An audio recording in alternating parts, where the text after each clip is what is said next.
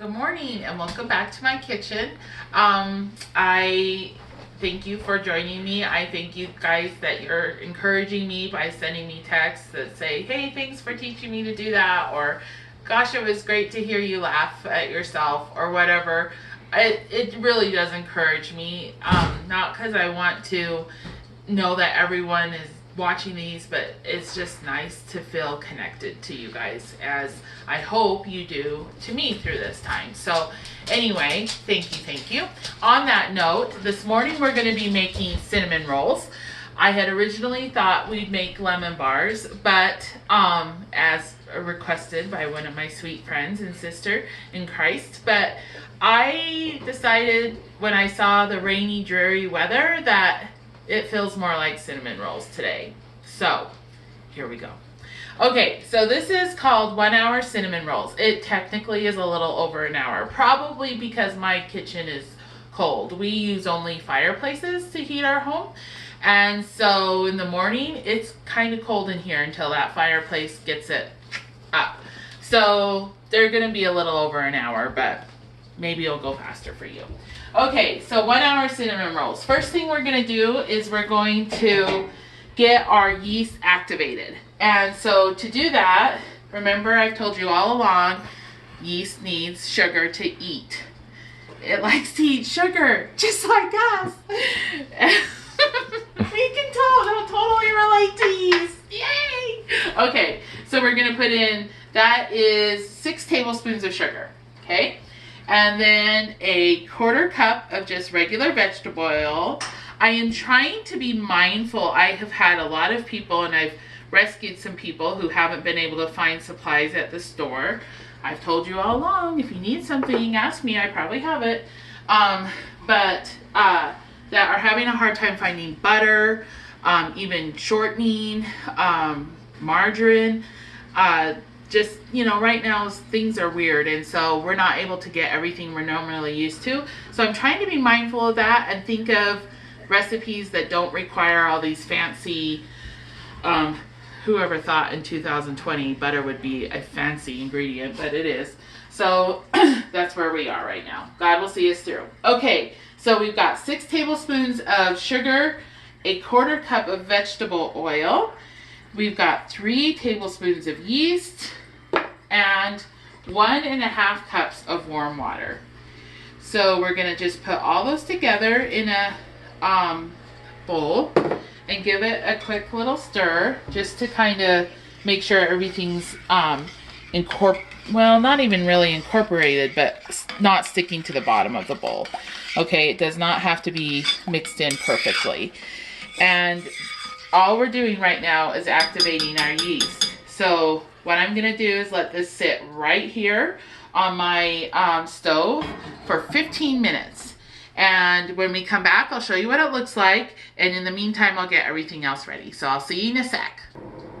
Okay, so 15 minutes has transpired since I was last with you. I told you the yeast was activating.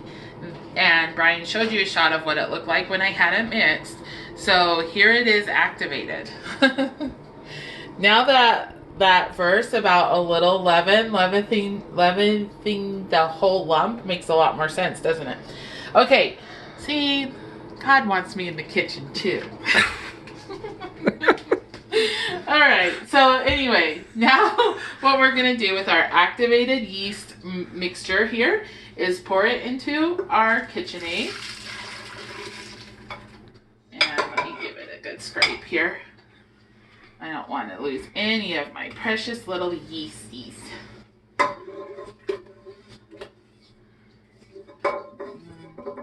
Very good. Okay, so that's in there. To this, I'm going to add 4 cups of flour. I had to remember how many it was. I put it together a minute ago. This bowl is hard to get it out of. So 4 cups of flour, and then a tablespoon of salt and 2 eggs.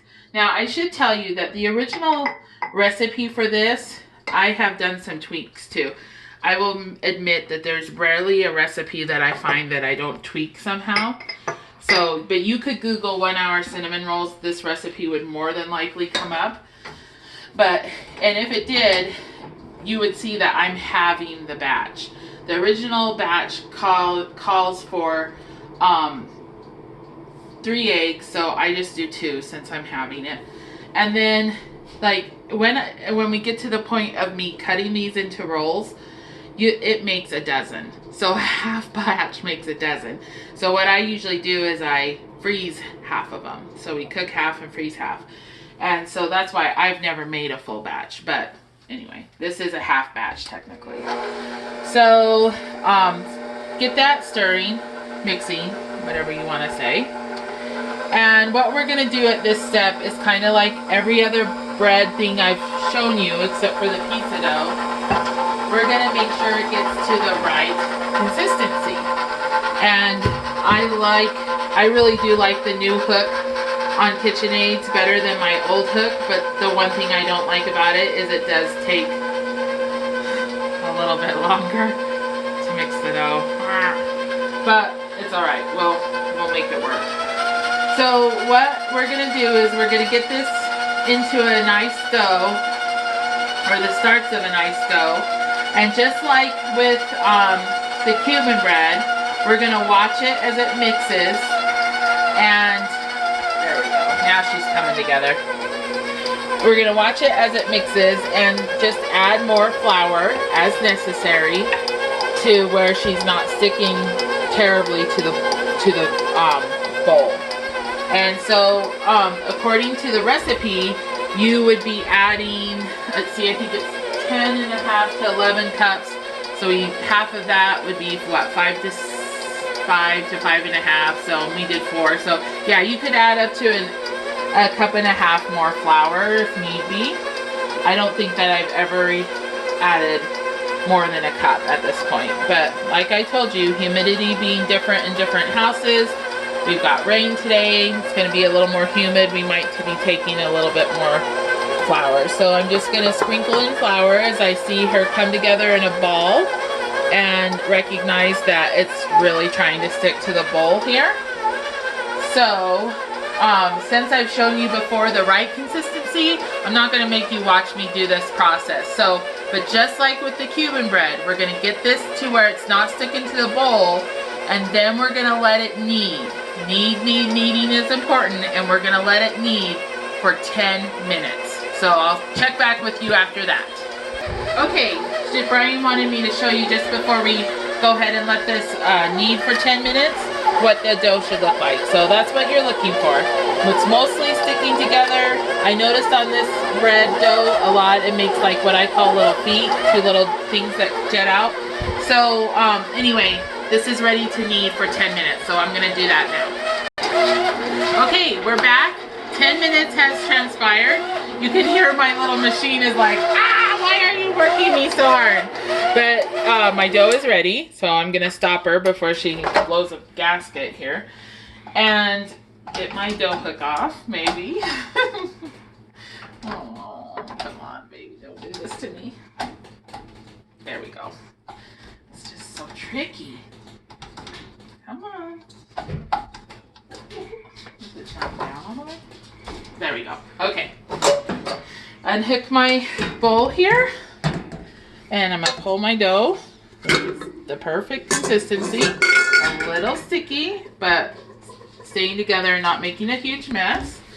So here we have a bowl that again is just prepped with a little bit of shortening. I'm gonna spin my dough to get that shortening on the top, flip it over, put some saran wrap on it so that it has some room to grow.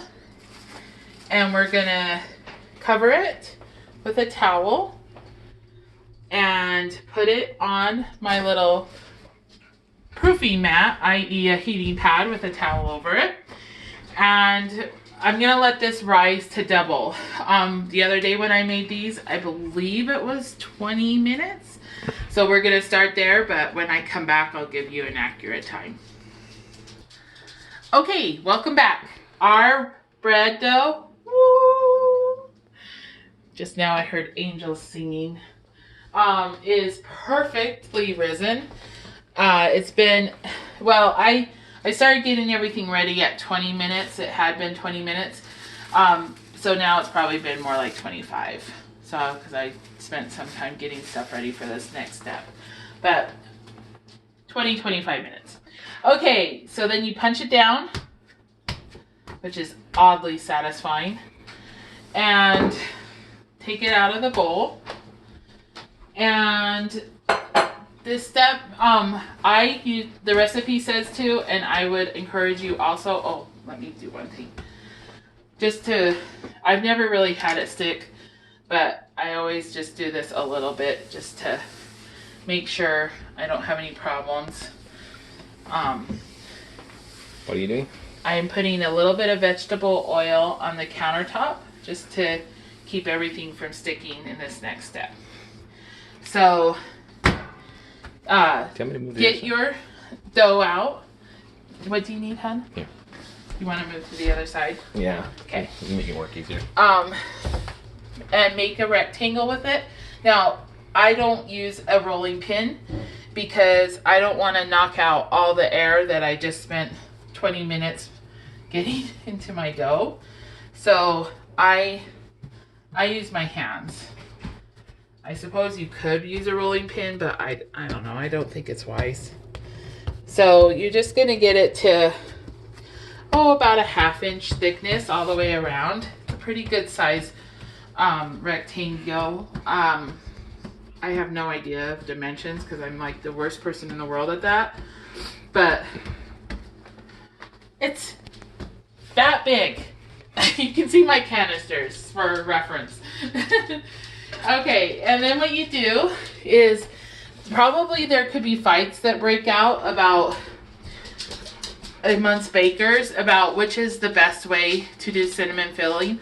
A lot of recipes, including this one, this is one of the tweaks I made to this recipe, say to melt your butter and add your sugar and cinnamon in it. I don't like to do it that way. Every time I do that, like the sugar and the butter mixture comes out of the roll while it's baking and makes like sticky buns, but not good. It's crystally and ugh, I hate it. So I figured out a way that I like a lot better. So that's the way I'm gonna show you. So what I do is I pour, this is 4 tablespoons of butter.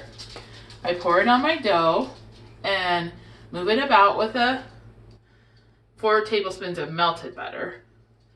Move it about with a pastry brush and get that all spread out nice and even to the edge, but not over the edge.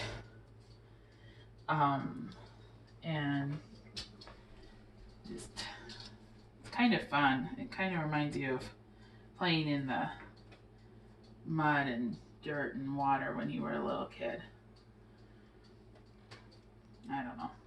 I find odd things fun. Okay, so once that's spread out pretty evenly, I'm all over the dough. I don't know if you can tell in the video because coloring is always kind of odd, but you could, it's, the whole dough rectangle is covered with melted butter. Then what I do, this is what I figured out, is I take, this is a 1/2 cup of brown sugar with 2 teaspoons of cinnamon and 1 tablespoon of flour. Now you won't taste the flour in this, but I noticed what the flour does is the same thing it does in a pie, a fruit pie. It kind of soaks up those juices and it makes the filling actually stay in the cinnamon roll better. You'll get a little bit of seepage, but when you scoop out the cinnamon rolls and you're eating them, the whole bottom of the pan is clean, and that's what I like. So you just sprinkle this on here evenly also across the whole rectangle. Just like that. It doesn't have to be perfect because after all, we're rolling these, so everything kind of gets distributed, but I'm just OCD enough, my mom would say I'm just German enough to want it to be as close to perfect as possible. Okay. And then if you like raisins in your cinnamon roll, here's where you add them. We do. I will refrain from saying my boys do because they said I make them sound like they're spoiled monsters. Well, they are spoiled monsters. That's probably why they sound like it. But I know, I recognize that I've made them that way, so who's to blame at the end of the day, right? Anyway, we like raisins, so we sprinkle some of those bad boys on there. And we are ready to roll, so to speak. So, what you do is just start from your edge, like this, and start rolling. Now, I do not roll this super tight. Brian asked me the other day when I made them, why do your cinnamon rolls gap when they cook? Well, because this is one area where I'm not as fastidious as I probably should be. So today I'm trying to be a little more conscious about getting it rolled up nice and tight. But you just keep rolling like this. You can hear my oven is up to temperature. By the way, that temperature is 400 degrees. Okay, until you get to the end, and then I just pick it up and move it so it's easier. I'm not pinched against those canisters. And then what you're going to do when you get to this end here is you're going to take and you're going to just pinch the dough together real well where it does come together. And that's just going to keep your cinnamon roll tight when you cut it. So that, and I'll flip it here, Brian, so they can kind of see. So that it's pinched, okay? It looks like one of those little Chinese dumplings, okay? So here you go. You got your cinnamon roll full of all the buttery goodness. I like my cinnamon rolls to be tall. I don't like the little 1-inch thick dude, so I make mine nice and big, and you should be able to cut 12. Just because I don't want to be wrong. Normally I just do this and I always get 12. Watch today I wouldn't. So we're going to do it the way it's, you know. Here is it in half. So then you cut your half into thirds. And then you cut those thirds in half. Voila, you got 6. Right? Did I do my math right? 1, 2, 3, 4, 5, 6. Boom. Okay. And then same thing with the other half. Your half into thirds, your thirds into half, and you got 6. Okay. And so what I do then is here I have 2 9x13 pans that are greased with some shortening. And I just put these in. The end I always put with this up. And I put them in kind of triangle shapes. Like this. Okay. So there's 6. Now I told you I freeze the other half. And so just like I did with my pizza the other day, I'm going to do the exact same thing. Cover it with saran wrap. Cover the saran wrap with one of my lids and stick it in the freezer for another morning. Actually, when you do this, unlike the pizza when I told you don't let it rise, these you're going to let proof overnight. So whatever morning you want to have them, take them out that night before. Take off your plastic cover, not the plastic wrap, the plastic cover, and let the plastic wrap with a towel over top of it just sit on your oven top or whatever. And overnight they will proof perfectly. I did that the other day. As a matter of fact, the picture I posted on social media of my cinnamon rolls was the ones that were in the freezer and I had taken out. So that's how well they turn out, okay? So this one's gonna go into the freezer. This one here is going to be covered with a piece of plastic wrap again. Now, normally you guys kind of know, if you know me well, you know I hate plastic products.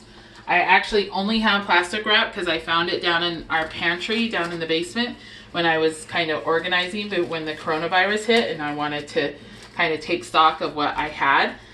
So you can use wax paper. If you have an aversion to plastic like I do, you can use wax paper and it works just as well.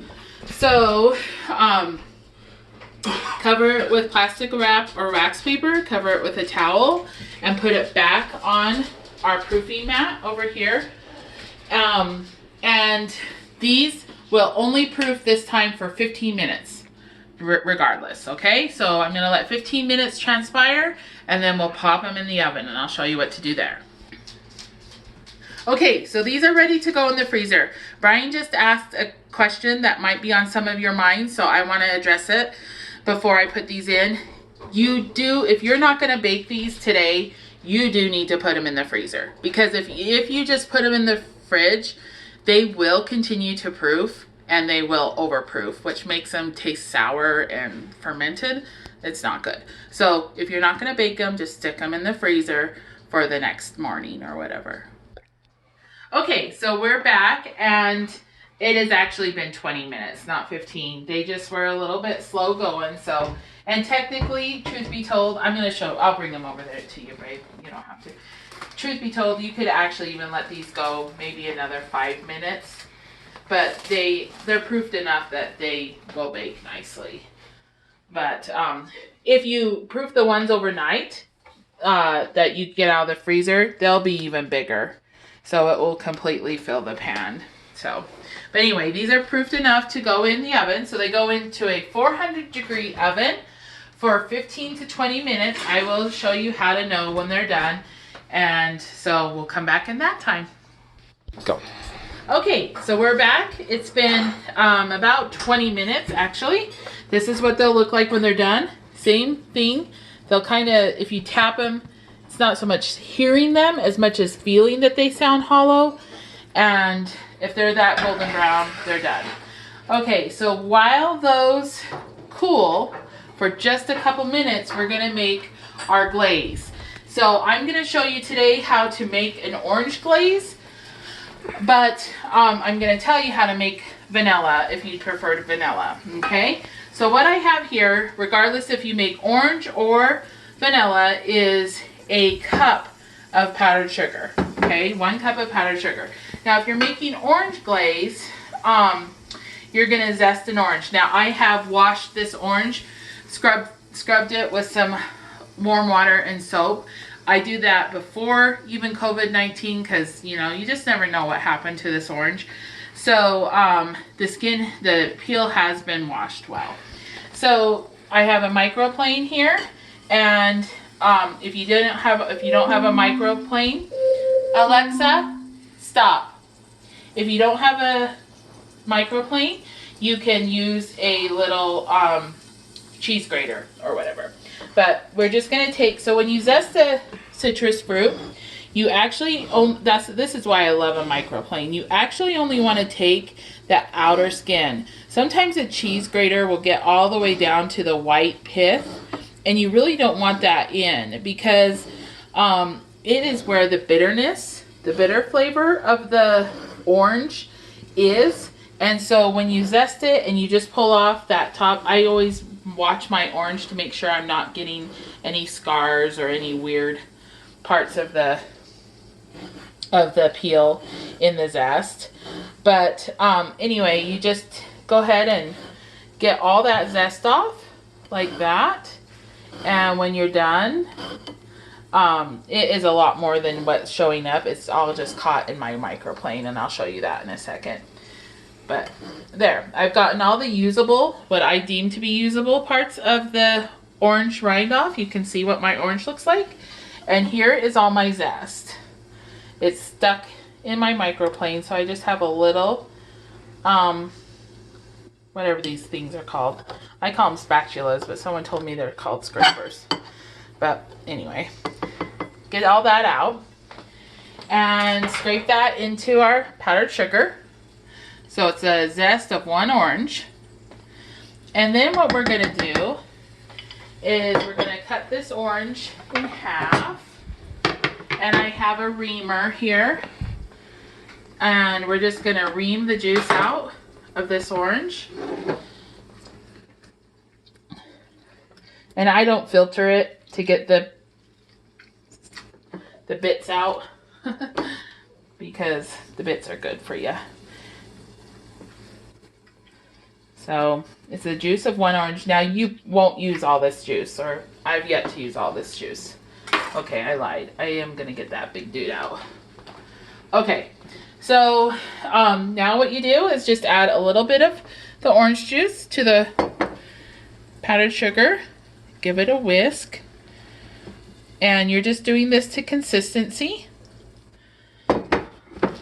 depending on how thick you like your glaze. Sorry, I gotta really whisk it. I use organic powdered sugar, and so it's used as tapioca starch instead of cornstarch mixed with the sugar, and it's a little more clumpy, so you gotta be rough with it.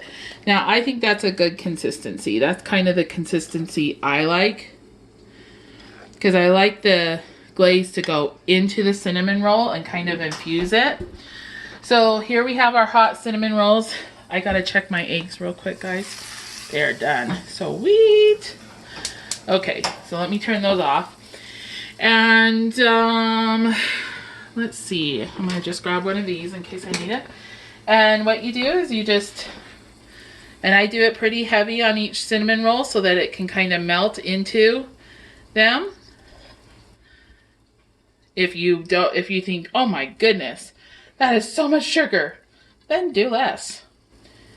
But it's completely your call. I'm going to switch over to my spatula here, or my scraper. And just get all of that goodness on them. And voila, there you have it, kids. Nice orange cinnamon rolls. So I hope that you enjoy this. I'll put the ingredients list in the description on the YouTube video. And other than that, I love you all. God's gonna get us through this, and He is good.